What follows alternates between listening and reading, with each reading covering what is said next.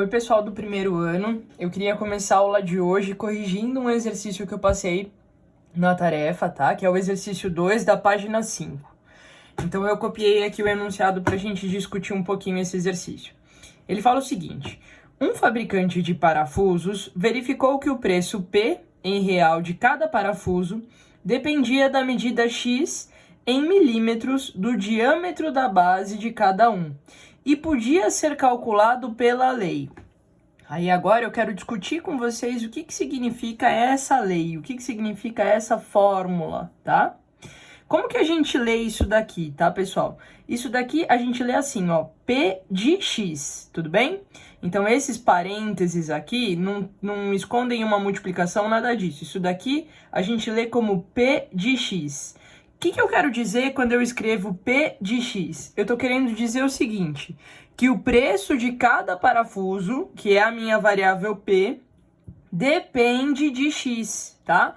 Onde X é a medida de cada parafuso aí em milímetro, do diâmetro da base, tudo bem?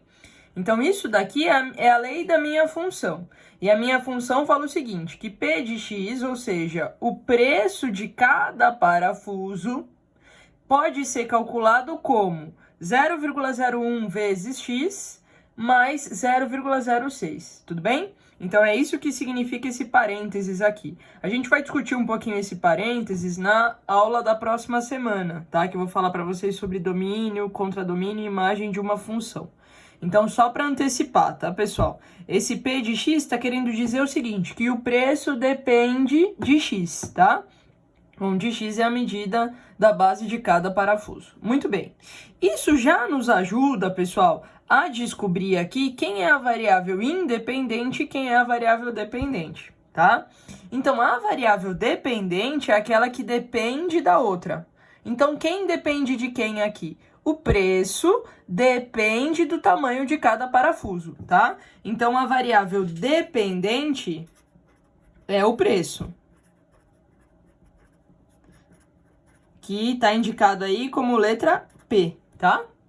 E a variável independente é o tamanho de cada parafuso, tá? Então, eu vou chamar de diâmetro da base de cada parafuso, que está indicado aí como X, tudo bem? E esse diâmetro está em milímetros e esse preço está em reais, tá legal? Muito bem, vamos responder as outras questões agora. Qual é o preço de um parafuso que tem 3 milímetros de diâmetro? Então, eu sei que nesse caso aqui, o meu X, que é o tamanho da base, né, vale 3, tá legal? Então, eu vou calcular assim, ó, esse preço, tá? Quando o X vale 3, tá? Então, essa anotação aqui, a gente vai discutir isso mais pra frente, mas você pode colocar só a letra P, se você quiser, tá? O meu preço, quando o X vale 3, vai ser 0,01 vezes 3 mais 0,06, tá? Isso daqui vai ser 0,09 reais, que é a mesma coisa que 9 centavos, tudo bem? Se você quiser, não precisa colocar esse parênteses por enquanto, tá? Deixa só assim. O preço vai ser 0,09 reais quando o meu parafuso tiver 3 milímetros de base. Legal. Vamos lá, letra C. Qual é a medida do diâmetro da base de um parafuso cujo preço é 11 centavos? Agora a gente vai fazer o contrário. Eu vou substituir o preço por 0,11, tá? Então vai ficar assim, ó. 0,11 é igual a 0,01x mais 0,06. E eu vou resolver essa equação. Então, eu vou passar esse 0,06 que está somando para lá, subtraindo. Então, vai ficar 0,11 menos 0,06 igual a 0,01x, tá? Então, vai ficar assim, ó, pessoal. Tá tremendo um pouco, me desculpem. 0,05 é igual a 0,01x, tá? Isso daqui, esse 0,01 tá multiplicando, passa para lá dividindo.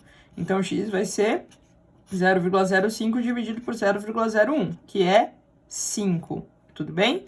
Então, para aquele parafuso que custa 11 centavos, tem 5 milímetros de base, tudo bem? Para terminar, pessoal, lá na letra D, ele falava o seguinte: qual é o custo de 500 parafusos que tem 3 milímetros de base, de diâmetro de base? Esse parafuso a gente já calculou lá na letra B, né? A gente já viu que esse parafuso aqui custa 9 centavos. Se um parafuso custa 9 centavos, 500 parafusos vão custar 500 vezes 0,09, tá? Que é a mesma coisa que 45. 45 reais. Tudo bem, pessoal? Espero ter ajudado vocês aí na correção desse exercício, tá? De fato, o que dificultou aqui foi essa anotação. Mas não se preocupem com isso ainda, porque nós vamos discutir nas próximas aulas, tá legal? Bom, pessoal, vamos agora para a aula de hoje, tá? O título da aula de hoje é Diagrama de Venn de uma função. Vou pedir para vocês copiarem essa aula no caderno, para vocês terem registrado, tá? Porque essa aula é uma aula muito importante. Pessoal, para eu falar sobre o diagrama de Venn de uma função, eu preciso relembrar com vocês o que é uma função, qual foi a definição que nós vimos na última aula. Então, nós vimos na última aula que função é uma relação entre dois conjuntos A e B, não vazios, de forma que todo elemento de A tem um único elemento em B correspondente. Então, vamos lá, pessoal, vamos lembrar um pouquinho. Na aula passada, eu fiz o seguinte exemplo com vocês.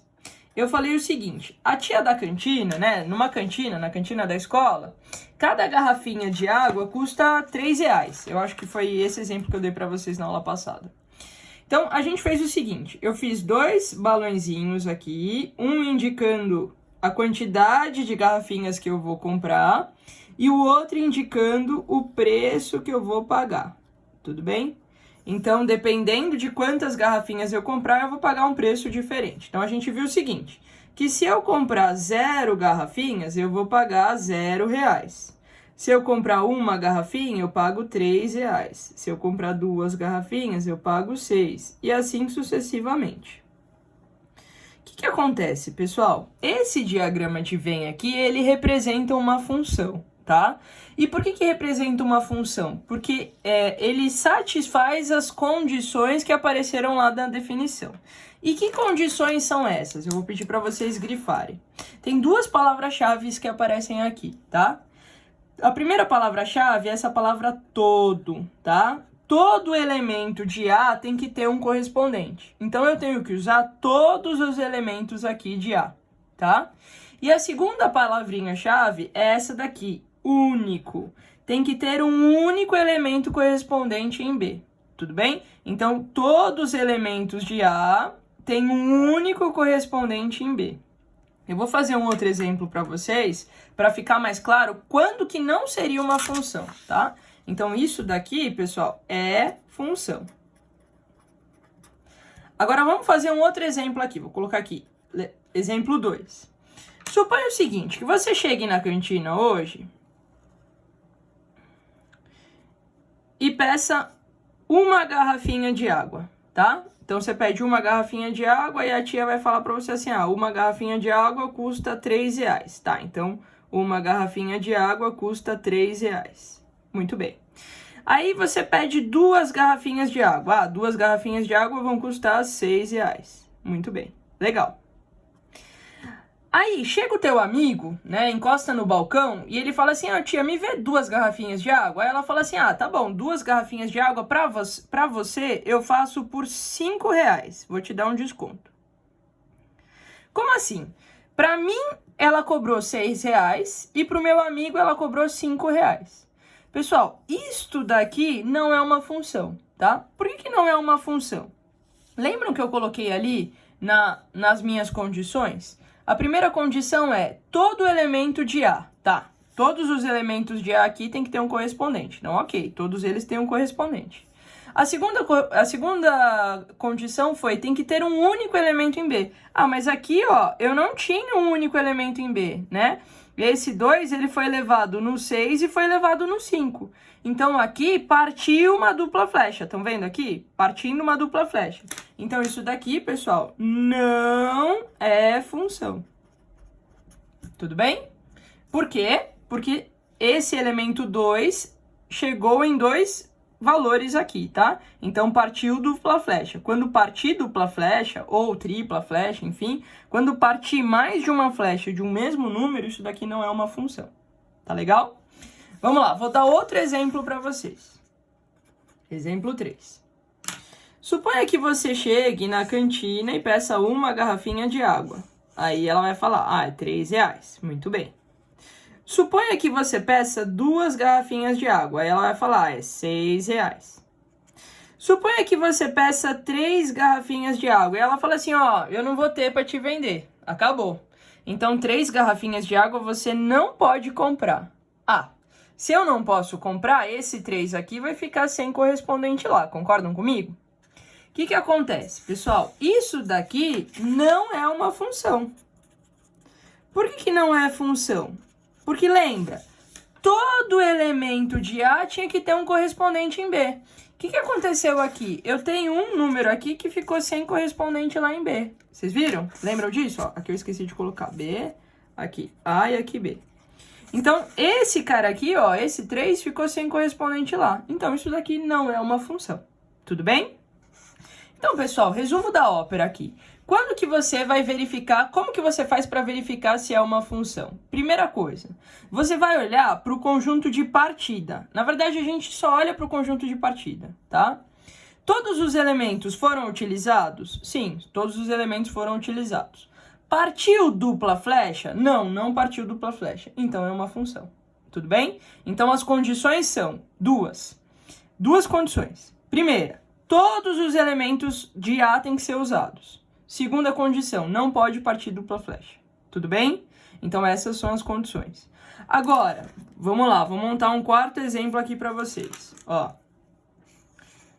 Não vou contar a historinha dessa vez, vou montar um exemplo qualquer, tá? Então, suponha que eu entregue para vocês esse diagrama de Venn.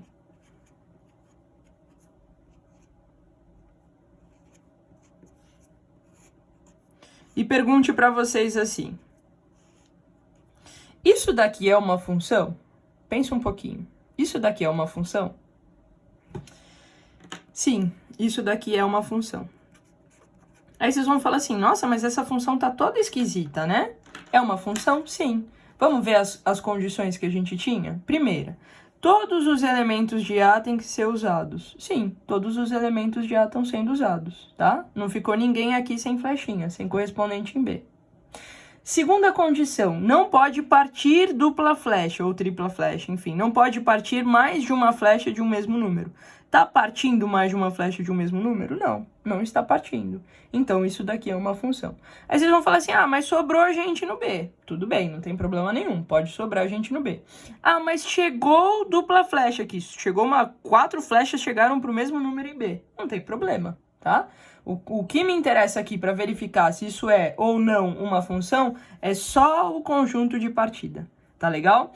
Parece um pouco esquisito, pessoal, mas isso vai fazer sentido, tudo bem? Por enquanto são só as regrinhas e são regrinhas relacionadas à definição de função, essa definição que nós vimos na aula passada, beleza? Então, o que vocês vão fazer? Vocês vão copiar essa aula no caderno, tá? O título dela é Diagrama de Venn de uma função. E eu vou pedir para vocês fazerem um exercício só do livro, tá legal? Para a próxima aula. Qualquer dúvida, pessoal, vocês podem me procurar. Até a próxima.